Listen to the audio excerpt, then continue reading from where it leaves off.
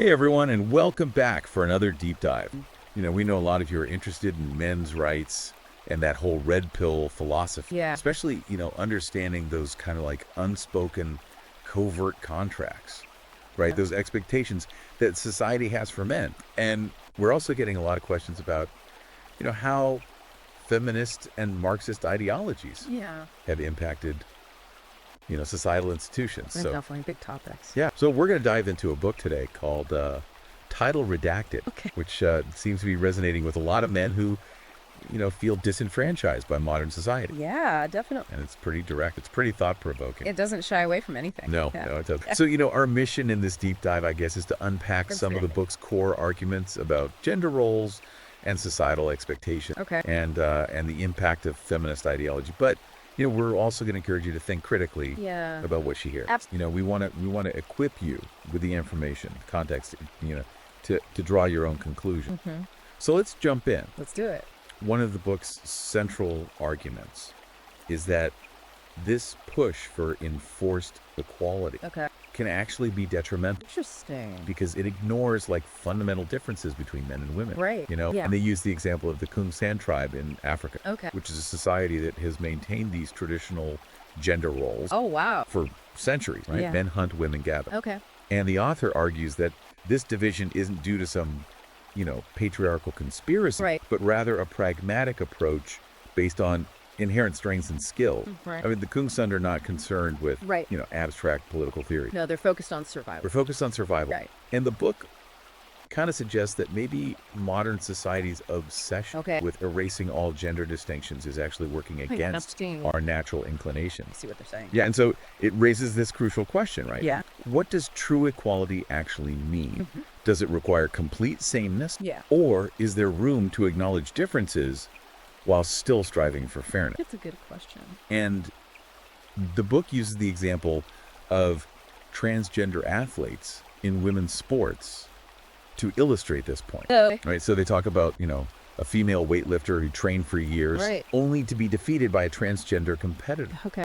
with a clear biological advantage. Yeah. And this woman ultimately left the sport, Oh, wow. feeling like the playing field was no longer level. It's got to be so disheartening. Yeah. And so the book's kind of using this example to highlight the potential unfairness Yeah. of disregarding biological differences. Okay. Right? They argue that true fairness in competition Mm-hmm. and maybe in society as a whole necessitates acknowledging that men and women are not physically identical. They're not. Right. It's true. And this leads to some complex and controversial discussions. Yeah. Speaking of controversial, the book goes on to make a bold claim. Okay.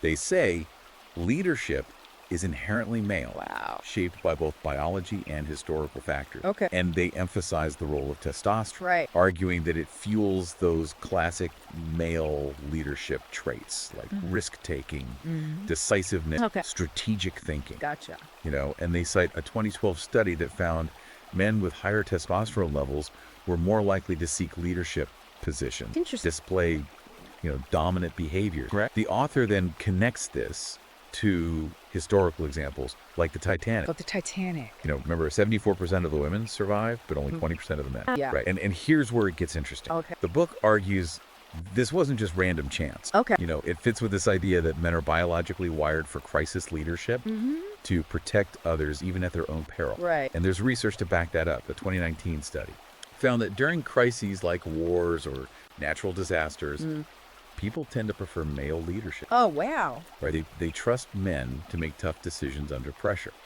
Fascinating. So the book's suggesting that who we see as leaders might be influenced by biology, not just social conditioning. That's interesting. Yeah, it really prompts us to reconsider the historical context of leadership and whether our assumptions about Yeah. gender and leadership might be shaped by more than just cultural norms. That's a good point. Let's move on to another kind of hot button issue, Okay. the hashtag #MeToo movement. Yeah. The book offers a pretty critical perspective, Interesting. arguing that it kind of evolved from this like necessary movement to expose harassment into something that now demonizes all men. Okay. And they highlight a statistic from 2019. Yeah. 60% of male managers reported feeling uncomfortable mentoring women Oh, wow. for fear of false accusations. Yeah. So the book is suggesting that while the movement aimed to hold abusers accountable. Right. It's also created this atmosphere of fear and mistrust, Yeah. where even innocent interactions between men and women are fraught with risk. Absolutely. Right. And this kind of ties back into that idea of covert contract. Yeah. The book's suggesting men are increasingly unsure of what's expected of them Yeah. when interacting with women. That's a good point. Right. It raises questions about the intended versus actual consequences of social movements. Did the pursuit of justice in one area inadvertently create injustices in another? That's a great question. It's definitely something to consider. Yeah. And the book doesn't stop there. Okay. They introduce this concept of the invisible male, Okay. arguing that men's contributions to society are increasingly overlooked Right. while women's achievements are celebrated. Where the author's arguing that men are expected to be these like stoic providers, Yeah. shouldering burdens without complaint.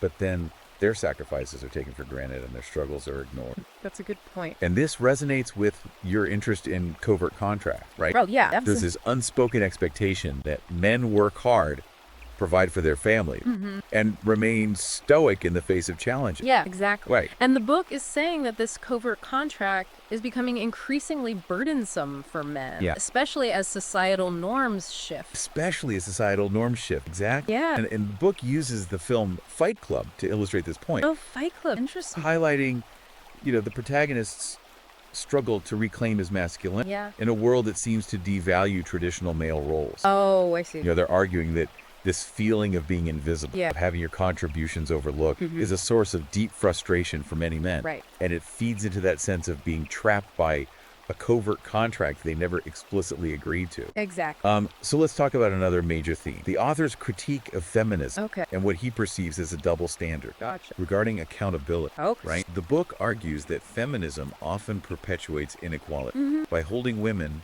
to lower standards of accountability. Okay. And for example, they cite the statistic that 10% of sexual assault accusations are false, Wow. based on data from the National Registry of Exoneration. Okay. And they're arguing that, while false accusations are a serious issue, Yeah. there's often limited accountability for those who make them, while men's lives can be irrevocably damaged by even a single unsubstantiated claim. That's a good point. Right. And this connects back to that vulnerability many men feel, Yeah. especially in the wake of this #MeToo movement. Yeah, for sure. Right. The author suggests that feminist ideology sometimes encourages a sense of female entitlement, Okay. where women are taught to expect special treatment without necessarily taking full responsibility for their actions. Oh, interesting. They give the example of a veteran returning from Iraq who struggles to find work, while women are often given preferential treatment in hiring. Right.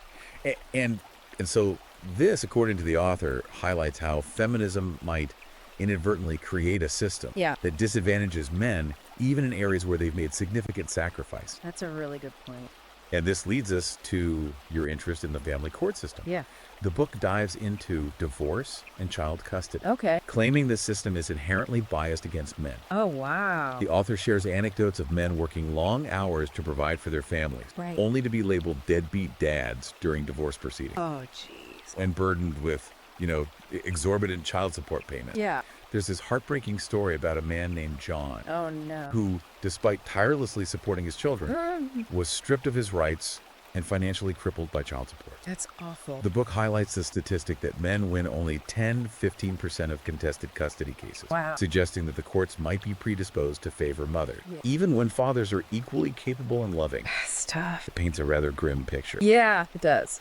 And it gets even more intense when discussing hypergamy. Okay. Hypergamy is described in the book as like this hardwired female instinct to seek higher status partner, Okay. driven by a desire for security and resource. Gotcha. And the book uses interesting examples to illustrate this. Yeah. For instance, they refer to the movie Crazy Rich Asian A crazy rotation. to demonstrate how women are drawn to men with wealth and status, Right. even if those men might lack other desirable qualities. I see what they're saying. The author shares anecdotes of men dumped by their partners for not receiving promotion Oh, wow. or being wealthy enough. Ouch. It even mentions the wife of a CEO who left him for $1 billion. Oh, my gosh. Begs the question, how much is ever enough? Right. Right. The book suggests that in the modern dating landscape, Yeah. men face immense pressure to achieve financial success, Yeah. not just for themselves, but to meet the expectations of women, Right. driven by this primal desire for upward mobility. I see. And it's a challenging concept to process, Yeah. especially for men already feeling disenfranchised by societal expectations. That's true. The book then targets gender quotas in the workplace, Okay. arguing they prioritize gender over merit Yeah. and often lead to negative consequences. They share an example of a tech company that implemented gender quotas Okay. and subsequently experienced a decline in innovation and employee morale. Oh, wow. The author suggests that prioritizing diversity over competence can backfire, Interesting. harming both the company and its employees. Right. The book also highlights the glass cliff phenomenon, Oh, yeah. The glass cliff. where women are promoted to leadership positions during crises, Right. setting them up for failure and making them scapegoats when things inevitably go wrong. Yeah. There's a striking statistic from a 2021 Harvard Business Review study that found that companies with gender quotas experience a 15% decline in productivity. Wow. And the book uses this research to support its claim that gender quotas often do more harm than good to companies, Yeah. right? It's another controversial topic. Sure. But the book argues that these policies create resentment among male employees Yeah. and ultimately undermine their intended goals. Right. Let's shift our focus to a deeply personal topic for many men, the mental health crisis. Okay. The book argues that society often overlooks men's mental health struggles, Right. dismissing them as weakness or something they should simply man up and handle on their own. Yeah, man up.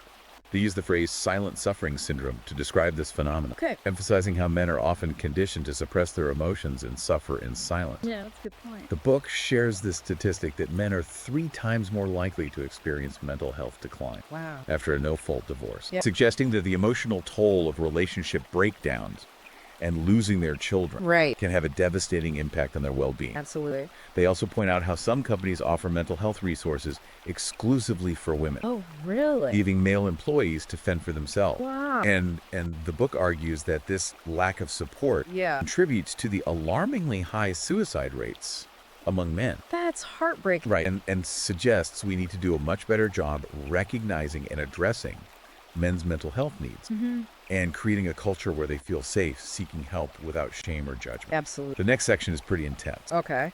It explores the idea that intimacy is often weaponized against men, Wow. leading to false accusations and manipulation. Oh, geez. The book tells the story of a man named James Okay. who lost access to his children Oh, due to false accusations of abuse during a custody battle. that's terrible. Right, and the author emphasizes the devastating damage that false accusations can inflict on a man's life, Right. legally, emotionally, and psychologically. Of course. The book cites a 2019 study that found 10% of rape accusations are false, Wow.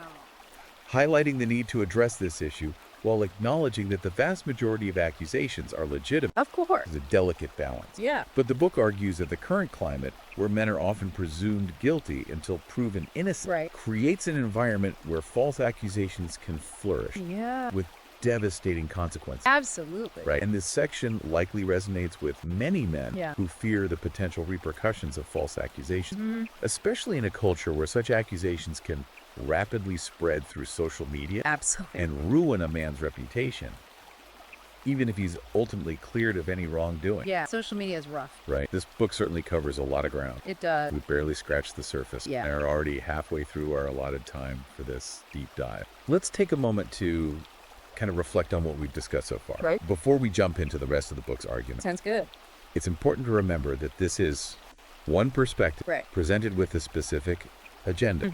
As we go forward, let's keep thinking critically about the ideas presented Yeah. and consider their implications within the larger context of our societal discussions about gender roles and expectations. Absolutely. I mean, it can be a lot to process, right? Yeah. Especially given the emotional weight these topics carry. For sure. But as we always say, knowledge is power. Absolutely. Understanding the arguments laid out in Title Redacted, Yeah. even if you don't agree with everything, Right. can help you navigate these complex issues. Yeah. And perhaps even shed light on your own experience. For sure. You mentioned at the beginning you were particularly interested Yeah. in that idea of covert contracts, right? Absolutely. Those unspoken societal expectations placed upon men.